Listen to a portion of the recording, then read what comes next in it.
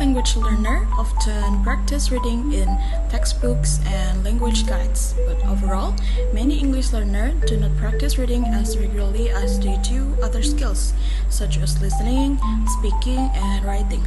That's a shame because reading is probably the best way to expand your vocabulary in English. Building a large vocabulary is important if you want to reach the high level of English proficiency.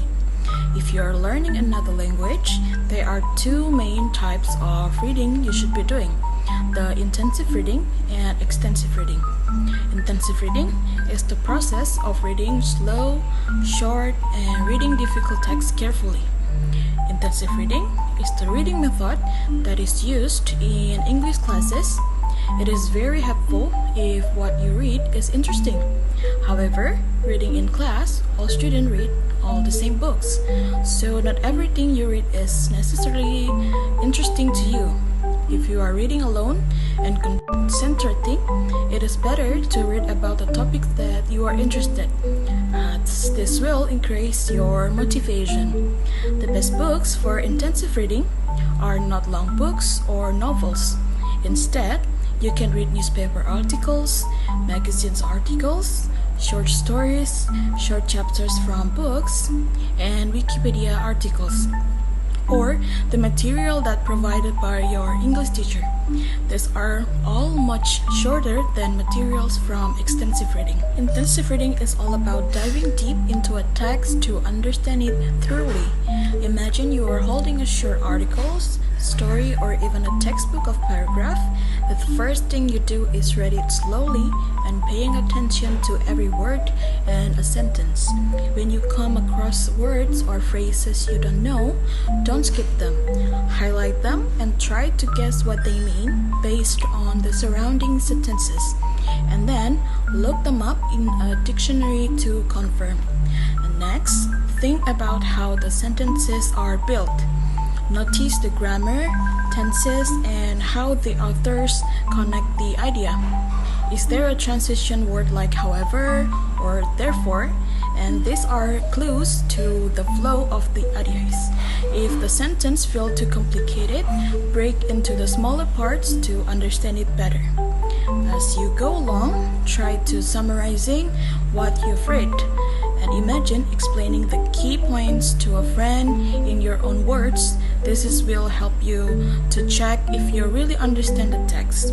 And you can also ask yourself the question like, what is the main message here? Or why does the author say this?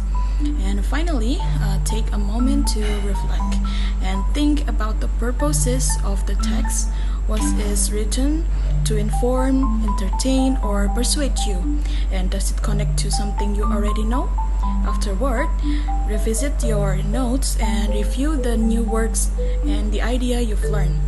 By doing this, you are not just reading, you are truly understanding, analyzing, and growing your skills. This kind of focused reading is perfect for improving your vocabulary, grammar, and overall comprehension. To do intensive reading, follow the steps. First, select a suitable text. Choose a short, challenging piece of writing, such as an article, essay, story, or textbook's passage. The text should be slightly above your current language level to challenge you, but not so difficult that it becomes discouraging. The next, preview the text. Before diving in, skim the text to get a general idea. And then look at the titles, subtitles, bold or italic words, and images or charts. And ask yourself, what might this text be about? And the next is read in a small sections. Break the text into manageable parts, such as paragraph or individual sentences. Focus on the understanding each section before moving to the next. The next, identifying and understand vocabulary, highlight or underline words or phrases you don't know. Try to guess their meanings from the context. and then look them up in a dictionary to confirm and write them down. Note collocation or phrases for better understanding. And the next is analyze grammar and sentence structure. Examine how sentences are formed. For example, how is the tense used and why? And what conjunction or linking words connect the ideas? Are there any complex or unusual sentence structures? And then next is break down long or difficult sentences into the smaller parts and to understand their meaning. The next is focus on the main ideas.